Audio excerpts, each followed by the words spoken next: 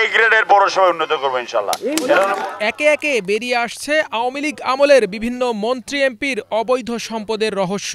এবার সেই তালিকায় যুক্ত হলেন সাবেক পররাষ্ট্র প্রতিমন্ত্রী শাহরিয়ার আলম। রাজশাহীর বাসিন্দা শাহরিয়ার ঠাকুরগাঁয়ে প্রায় ২৫ বিঘা জমি নিয়ে গড়েছেন বাগানবাড়ি। নাম দিয়েছেন north Bengal agro farm. Thakurgaon শহর থেকে ৫ কিলোমিটার দূরে প্রাচীর বেষ্টিত এই বাগান বাড়িতে আছে বিভিন্ন রকমের বনসাই, সুপারি, পেঁপে, আমসহ বিভিন্ন প্রজাতির ফুল ফলের গাছ ও কৃষি আবাদযোগ্য জমি। রয়েছে ৪টি বড় পুকুর ও টিস্যু কালচারের বিভিন্ন সরঞ্জামাদি। আর এসবের মাঝে বিশাল এক বাংলো। এলাকার মানুষের কর্মসংস্থান হবে এমন আশ্বাস দিয়ে ২০১০ সালে প্রতিষ্ঠা হয় এই অ্যাগ্রো ফার্ম। তবে এলাকাবাসীর অভিযোগ, কর্মসংস্থান হয়নি, বরং সুগার মিলের জমি লিজ নিয়ে তারা যে আবাদ করতেন, প্রতিমন্ত্রীর অ্যাগ্রো ফার্মের কারণে সেটাও আর পারছেন না। অনেকের মতে এটি ছিল সাবেক এই মন্ত্রীর কালো টাকা সাদা করার ফার্ম। এইখানে ফার্ম হওয়ার পরে আমরা অনেকে আশা করছিলাম যে আমাদের এলাকা যেহেতু কৃষি প্রধান এলাকা, এখানে অনেক লোকের কর্ম হবে, গ্রামের লোক কাজ করবে, আমাদের এলাকা হয়তো উন্নয়ন হচ্ছে।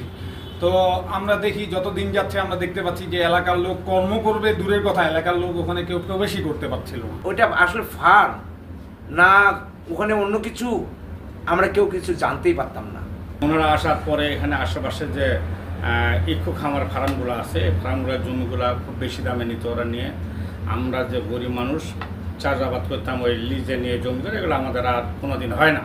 অন্যের কেনা জমি দখলে নেয়া, বিনা অনুমতিতে ওয়াকফ ট্রাস্টের সম্পত্তি লিখে নেয়া সহ প্রভাব খাটিয়ে জমির নতুন রেকর্ড করিয়ে নেয়ারও অভিযোগ উঠেছে তার বিরুদ্ধে।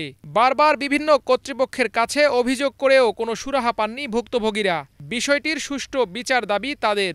এখানে আছে আমাদের 2 একর। এই জমিটার জন্য আমরা কার কাছে যাব, কার করবে, কার মানে যোগাযোগ করব, আসলে এরকম তারা আমাদেরকে কেউ কখন পাত্তা দিত। আমরা ভিতরে যাওয়ার চেষ্টা করতাম যখন ওদের কেউ আসতো, কিন্তু ভিতরে ঢোকার মতন কোনো সুযোগ ছিল না। অবৈধ জমি ক্রয় করেছিল, যেটা 7 একর জমি আমার ওয়াকফ স্টেটের জমি, এবং আমার ক্রয়কৃত জমি 2 একর ওনার নিয়ন্ত্রণের মধ্যে আছে।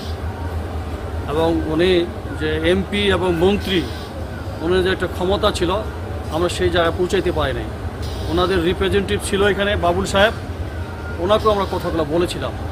চলমান যে রেকর্ড হয়েছিল সেখানে বাধা দিয়েছিলাম, সেখানে তাদেরকে হুমকি ধামকি দিয়ে রেকর্ড করে নিছে। সরকারের প্রভাবকে কাজে লাগিয়ে সাবেক এই প্রতিমন্ত্রী ফার্মের নামে নিয়েছেন কয়েক কোটি টাকার লোন। তবে হাসিনা সরকারের পতনের পর শুনশান পড়ে আছে তার ফার্ম। মূলত টিস্যু কালচার ল্যাব, কৃষিকাজ, আবাদ, আলু, পটেটো বীজ এই আবাদ করা হয়। আর এই প্রতিষ্ঠানটির আমার জানার মতো লোন আছে কিনা আমি জানি না, সেটা হেড অফিস জানে। বিষয়টি নিয়ে ক্যামেরার সামনে কথা বলতে রাজি হয়নি জেলার দুর্নীতি দমন কমিশন।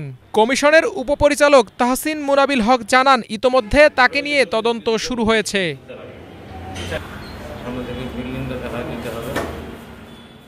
গত ৫ আগস্ট বৈষম্য বিরোধী ছাত্র আন্দোলনে আওয়ামী লীগ সরকারের পতন হলে সংসদ সদস্য পদ হারান রাজশাহী ৬ আসন থেকে নির্বাচিত সাবেক এই প্রতিমন্ত্রী।